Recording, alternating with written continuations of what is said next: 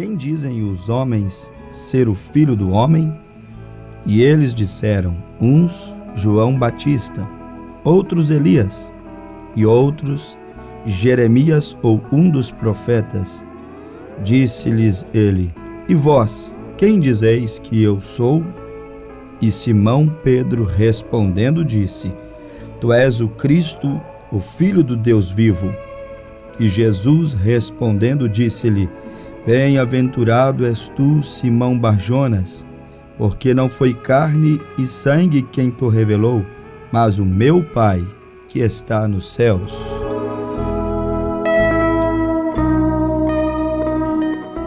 Prezados ouvintes, estamos saudando a todos em o nome de Jesus Cristo, desejando mais uma vez que a bênção do Senhor possa repousar sobre cada coração, possa repousar sobre o lar de cada um dos nossos ouvintes.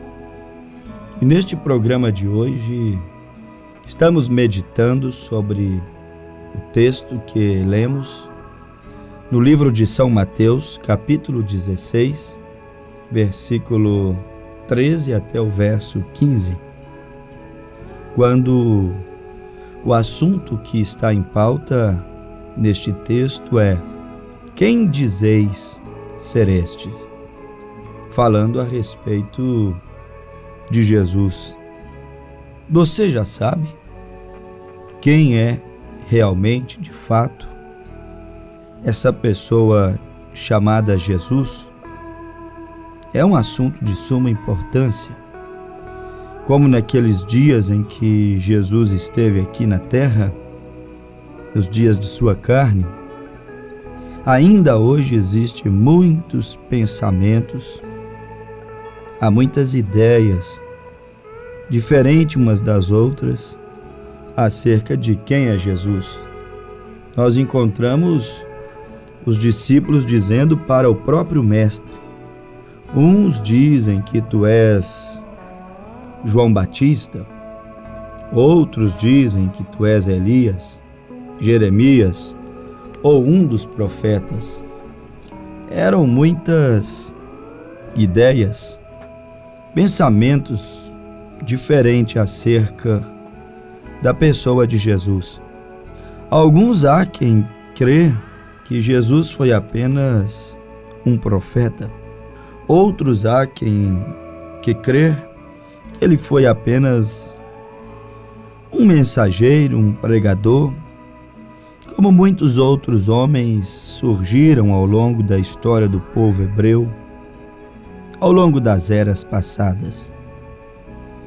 Outros olham para Jesus, o admiram como um filósofo, por causa dos seus ensinamentos, por conta de sua sabedoria, pela mensagem que ele trouxe ao mundo que comovia, quebrantavam os corações.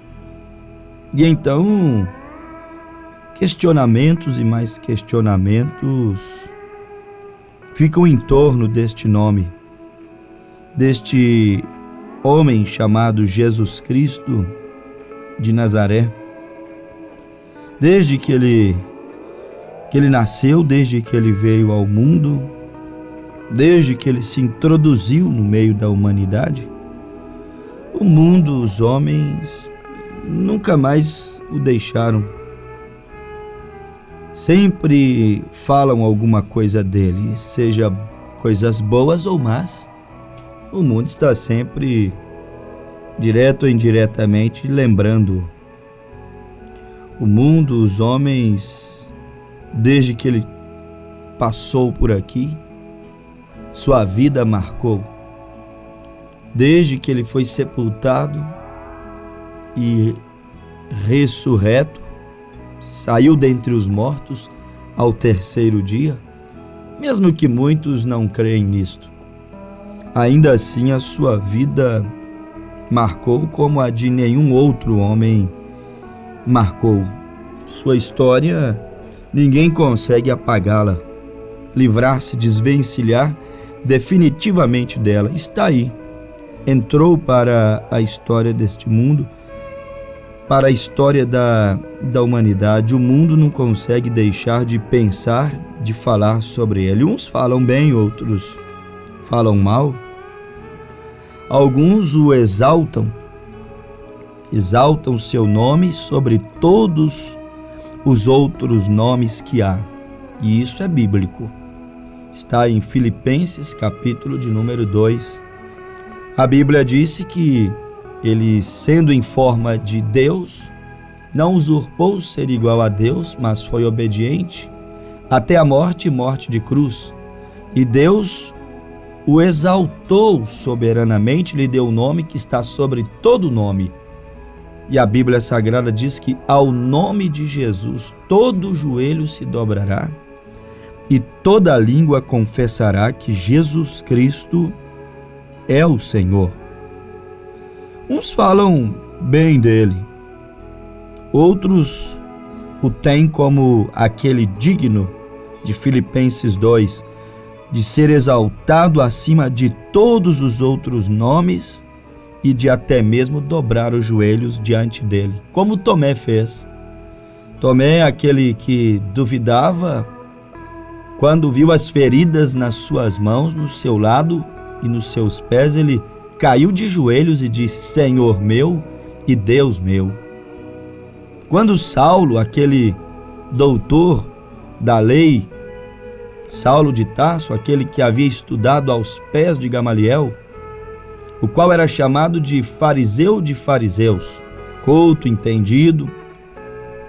Quando Paulo ouviu naquela coluna de fogo, no caminho de Damasco, Atos capítulo 9, quando Paulo ouviu aquela bola de fogo dizer: Eu sou Jesus a quem tu persegues, imediatamente Saulo de Tarso, que depois se tornou Paulo, o menor de todos, ele também caiu de joelhos, ele também disse: Senhor, quem és tu? E aquela voz disse: Eu sou Jesus a quem tu persegues. Até Saulo chamou de Senhor. Tomé disse: Senhor meu e Deus meu. Essa é a visão mais completa do cristianismo que era pregado, vivido ali nos primórdios da era cristã. Nos seus primeiros dias, no seio da igreja primitiva, não havia lugar para outro Deus a não ser a pessoa bendita de Jesus Cristo. Ele era tido como Deus, crido como Deus, respeitado como Deus. Mas muitos não o viam assim. Esse é um dilema milenar, isso é antigo. Muitos apenas o tinham como um bom mensageiro, um profeta. Mateus 16, verso 13, João Batista, Elias, Jeremias ou um dos profetas. Conceitos diversos acerca de Jesus. Há quem não fala mal, mas também não admite quem verdadeiramente é Jesus Cristo. Há quem não o critique, não fale mal dele, mas também não se compromete a ponto de fazer aquilo que fez Tomé: Senhor meu e Deus meu. Mas Jesus está aí. Seu nome veio para ficar. Seu evangelho veio e não veio para ser derrotado, sobrepujado por absolutamente nada. Jesus disse em Mateus 24, 35, passarão os céus e a terra, mas as minhas palavras não hão de passar. Está aí. Entrou para a história. Alguns haverão que reconhecerão que ele é o próprio Deus, a vida eterna, o único caminho. Alguns reconhecerão a ele como o único digno. Alguns o reconhecerão como aquele que está sentado sobre o trono e tem todo o poder nos céus e na terra. Muitos o receberão como único e verdadeiro Deus. Primeira carta de João, capítulo 5, versículo 19. Sabemos que o Filho de Deus é vindo e nos deu entendimento para o que é verdadeiro. E no que é verdadeiro estamos, isto é, em seu Filho Jesus Cristo. Este é o verdadeiro Deus e a vida eterna. Muitos o terão assim como sendo o próprio Senhor. Muitos o receberão como sendo o corpo de Deus, a imagem exata de Deus, a expressão de Deus. Compreenderão aquilo que o próprio Jesus disse em João 10:30. Eu e o Pai somos um. Somos um significa a mesma pessoa. Muitos receberão isso de bom grado no coração. Entenderão na alma que Jesus não é só um filósofo. Filósofo há muitos. Não é só um profeta. Profetas foram muitos. E há muitos profetas. Jesus não é apenas isso. Sim, foi profeta também. A mulher disse: vejo que tu és profeta. Mas ele é mais do que profeta. Profeta dos profetas. Ele não é só um rei, com aquele R minúsculo, como os reis humanos que usam coroas corruptíveis, mas ele é rei dos reis. Ele não é só um senhor, como todo pai, como todo avô, como todo homem de respeito deveria ser tratado. Mas ele é o Senhor dos senhores, como diz a Bíblia. Alguém conceberá no coração essa revelação e aceitará Jesus Cristo como sendo Deus, que se desvelou, que veio ao mundo, que veio contactar com a sua criação, com a sua criatura, com tudo aquilo que ele mesmo criou lá no livro de Gênesis, dizendo: haja, haja, e todas as coisas veio à existência. Mas sempre haverão aqueles que também não enxergarão a revelação plena da palavra. Haverá aqueles que dirão: não, ele foi apenas um mártir dentre os mártires. Houve tantos mártires, como Estevão, como Tiago, como João Batista e enfim tantos. Jesus foi apenas mais um mártir na história. Morreu por uma causa e corre-se um dito que ele ressuscitou. Muitos o terão como um bom homem e até um mártir. Já outros o receberão como sendo o anticristo, porque naqueles dias houve aqueles também que, mesmo vendo Jesus fazendo obras piedosas, misericordiosas, transformadoras, que homem nenhum nunca havia feito na terra, muitos, quando o viram exercitar o seu poder de revelar os segredos dos corações, as intenções da alma, do pensamento profundo e oculto que ninguém conhecia, muitos diziam: tens demônio, concepções e mais concepções. Isto é o câncer da religião, isto é a pobreza da mente humana, falha em reconhecer a Deus. O próprio Jesus disse: eu venho em nome do meu Pai e vocês me rejeitam, mas outro vem em seu próprio nome e vocês o acatam, vocês creem nele.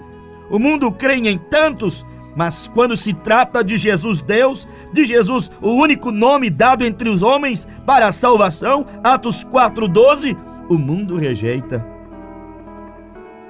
Muitos, ao verem revelando os segredos dos corações naqueles dias, disseram: tem demônio, Beelzebu, faz isso com o poder de Beelzebu.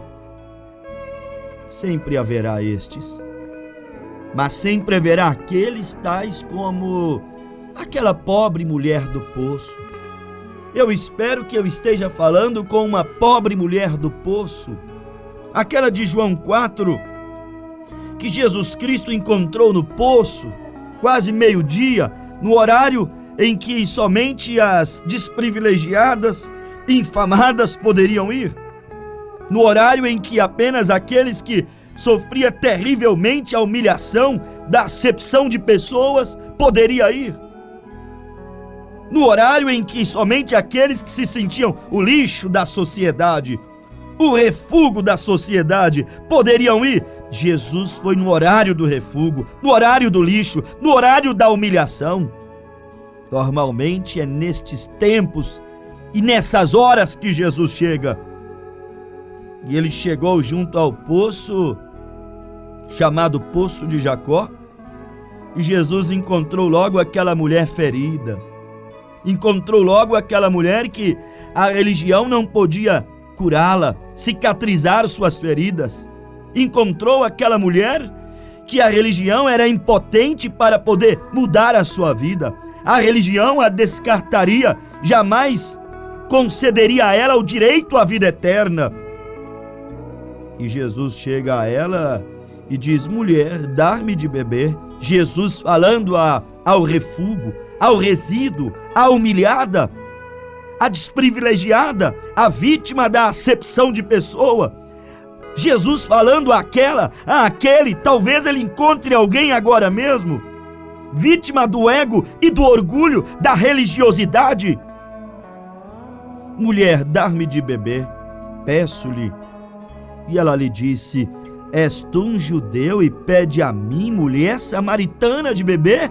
Se surpreendeu. Judeus são exaltados? Não é o que ela queria dizer? Judeus são santos e samaritanos sujos? Judeus vão para os céus e samaritanos para o inferno, segundo a sua lei?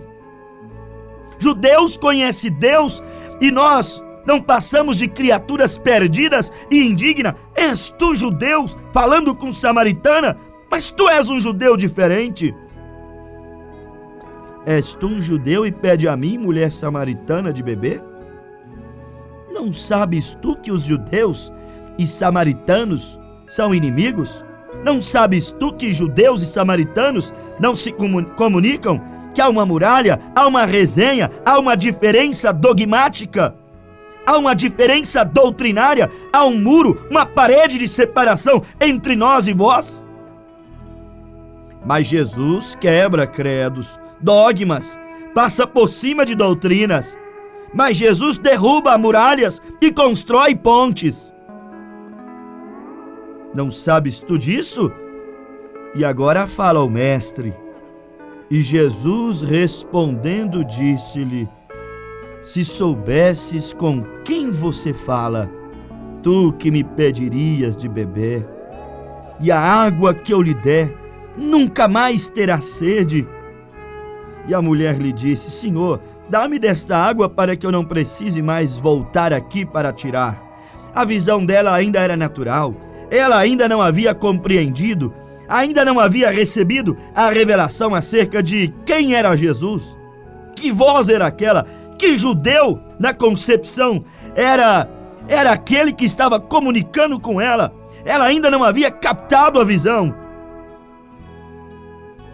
Mas Jesus olhou bem dentro dos olhos dela.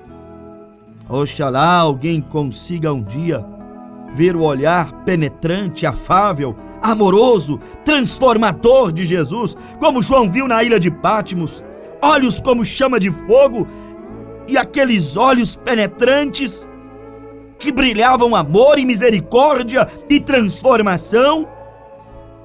Levou João prostrar, cair por terra, e eu, João, quando vi, caí aos seus pés como morto, e ele colocou sobre mim sua mão direita, dizendo: não temas, João. Estive morto, na verdade, mas eis que estou vivo pelo século dos séculos e tenho a chave da morte e do inferno. Ele olhou nos olhos daquela mulher e ele disse a ela, comunicando com sua alma: esse programa é para isso, comunicar com sua alma, olhar dentro dos seus olhos, te chamar à realidade.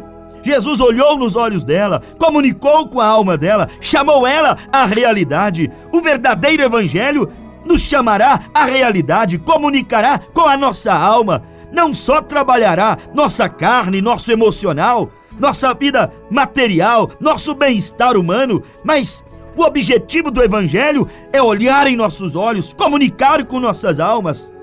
Como comunicou com aquela pobre, ferida, desprezível, infame samaritana junto ao poço de Jacó. Vai, busca o seu marido. Ela disse: não tenho marido, Senhor. E ele disse: dissestes bem, porque tiveste 5 e o que tens agora não é teu. Ela assustou, ela não o conhecia, jamais o tinha visto. eram diferentes, uns estranhos, um para o outro. E então ela, assustada, disse: Senhor, e o que ela disse? Ela disse a Jesus: Senhor, vejo que tu és profeta, vejo que és homem de Deus, vejo que és o Messias. E Jesus disse: eu sou. Agora, meus preciosos ouvintes, para ela que fora revelada, para ela que foi curada do seu complexo, de sua humilhação, para ela que foi transformada, para ela que foi perdoada dos seus pecados, para ela que foi um testemunho vivo de que a doutrina de Jesus, o evangelho de Jesus, o contato com Jesus muda, transforma. Para ela, Jesus era o verdadeiro Messias, o verdadeiro Deus, a vida eterna. Para ela não engoliria, não aceitaria que ele era um filósofo, ou apenas um bom mensageiro, ou apenas um homem caridoso que estava passando por ali. Tentasse convencê-la de que ele não era o Messias, o Emanuel. Tente convencer a samaritana que Jesus não é Deus. Ela foi visitada por ele, transformada por ele, renovada por ele. Ela recebeu a dignidade, reintegrada à vida eterna, reconciliada com a eternidade através dele. Tente convencê-la de que ela não teve um encontro com Deus. Era impossível, para ela ele era o Messias. Mas para os que não foram revelados, que não tiveram a experiência, que não pingaram colírio santo em seus olhos, que não foram tocados por ele, pela sua mão, seu poder transformador, como Anás e Caifás e aquela cúpula religiosa daqueles dias, para eles ele era um vilão que estava roubando a cena ali em Israel, especialmente em Jerusalém, onde estava o centro religioso, onde estava o covil de ladrões, aqueles que estavam explorando a fé do povo. Para eles, Jesus era um vilão que estava atrapalhando seus negócios, esvaziando suas sinagogas e todo o povo indo atrás dele, nos montes, nos vales, por onde ele passava. Para eles, ele era um agitador da multidão. Mas pergunte à samaritana quem é Jesus. Ela dirá: é o Messias, é aquele de quem Isaías falou, é o Deus eterno, é o maravilhoso conselheiro. Pergunte à samaritana quem é Jesus. Ela dirá: ele é aquele profeta de Isaías 61, que será ungido pelo Senhor Deus, que libertará os presos. Eu era uma presa que fui liberta por ele.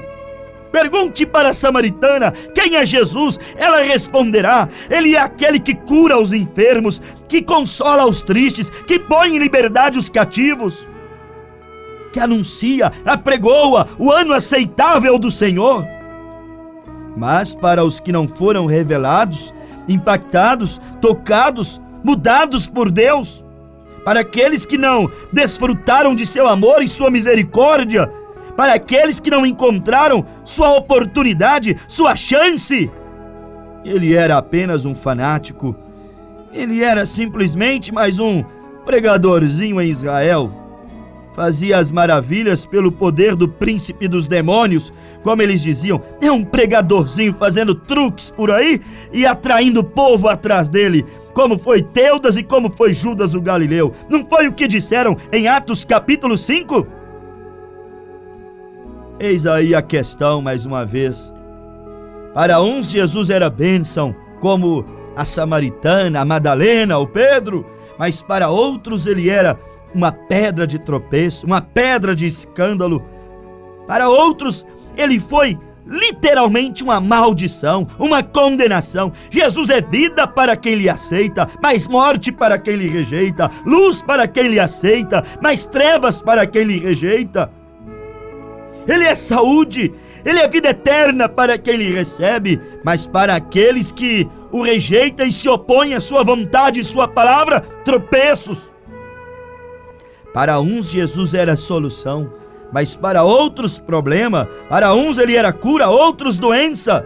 Aqueles que blasfemavam contra ele, eles estavam fadados a morrerem naquele hospital que era a religião, que era a sinagoga, que virou aquele templo, aquela colônia de leprosos espirituais, cauterizados pela religiosidade. Para uns, Jesus era cura, para outros, enfermidade. Para uns, ele era motivo de brado de júbilo, como aquela multidão que estava seguindo o funeral do filho da viúva de Naim. São Lucas capítulo 7, quando Jesus chegou e encontrou aquela multidão chorando porque era um funeral, e ele tocou o esquife e aquele jovem saiu de dentro do caixão, ressuscitou, ele entregou aquele filho aos braços daquela viúva. Para aquele povo que viu isso, Jesus era Deus. Eles gritaram, eles rejubilaram, eles ovacionaram o nome dele. Eles disseram: verdadeiramente Deus visitou o seu povo, um grande profeta se levantou entre nós. O que Jesus é para você vai depender de suas experiências com ele, como você o tem recebido. Vai depender o que é que ele tem feito em sua vida por ti. Para Madalena, que alcançou o perdão, Jesus era a misericórdia, a vida, a salvação, o próprio Deus. Os olhos de Madalena brilhavam olhando para ele, ouvindo suas palavras. Todas as vezes que Madalena ouvia andar, quando Madalena ouvia triste por ser rejeitado e perseguido, ela soluçava de chorar e dizia: ele é o meu Deus, ele é o meu Salvador, ele é aquele que mudou a minha vida. Eu devo minha vida a ele. Ele me salvou. Eu agora não pertenço mais a mim, eu pertenço a ele, eu sou dele. Eu tenho que estar sempre atada, amarrada aos seus pés. Se não fosse ele, o inimigo teria me devorado. Para Madalena, pergunte a Maria Madalena: Madalena, o que Jesus é para você? Pergunte a Samaritana: Samaritana, o que Jesus é para você? Mas também pergunte a Judas Iscariote: o que Jesus é para você, Judas? Ele te responderia hoje: condenação, motivo de eu estar aqui no inferno. Eu vendi, eu o traí. Ele foi a minha condenação. Mas por que ele foi a sua condenação? Tão afável como ele é, tão misericordioso como ele é, foi a minha condenação porque eu o traí, eu vendi, eu não o valorizei, eu não o servi como ele era digno de ser servido. Agora pergunte a Zaqueu: que Jesus representa para você? Quem ele é, Zaqueu? Estão dizendo que ele é um bom filósofo. Zaqueu responderia: não é só isso. Eu conheci tantos e li tantos, mas nenhum deles nunca fizeram por mim o que Jesus fez. Estão dizendo que ele é um profeta. Eu conheci tantos e li tantos e ouvi tantos, mas nenhum deles fizeram por mim o que Jesus fez. Com apenas poucas palavras: Zaqueu, desce desta árvore. Hoje me convém habitar em tua casa, pousar em tua casa. Hoje entrou salvação nesta casa. Aquilo mudou a história, a família. Aquilo mudou aquele homenzinho que acostumava não ser bem falado. Mas se você perguntar a Anás e Caifás quem realmente é Jesus, qual é o conceito que eles têm, eles dirão: é um agitador, é um falso profeta, é um herege que está nos atrapalhando. É um herege, é um falso, é mais um Teudas, é mais um Judas Galileu. Era uma pedra no sapato deles. Como Moisés, uma pedra para Faraó, mais uma bênção para Israel, libertação de Israel, oportunidade de Israel. Mas para Faraó, maldição, pragas, juízos. Amado ouvinte, que esta mensagem representa para você? O que Jesus Cristo representa para você? Uma bênção ou uma maldição? Se você ouvir a voz dele, abra teu coração e ela será uma bênção. Arrependa dos seus pecados, batiza-te no nome de Jesus Cristo, venha servi-lo de corpo, alma e espírito, e ele será um caminho no mar, ele será a abertura do Jordão, ele será vida eterna para você, ele será segurança para você atravessar o vale da sombra e da morte. Receba a Cristo. Quem dizeis ser este, Madalena? Quem dizeis ser este, samaritana? Zaqueu, Pedro, Mateus, quem é este? Este é o verdadeiro Deus e a vida eterna. Receba-o em teu coração e terás uma visão perfeita acerca de quem é Jesus. Que Ele te abençoe, em o seu precioso e santo nome. Amém.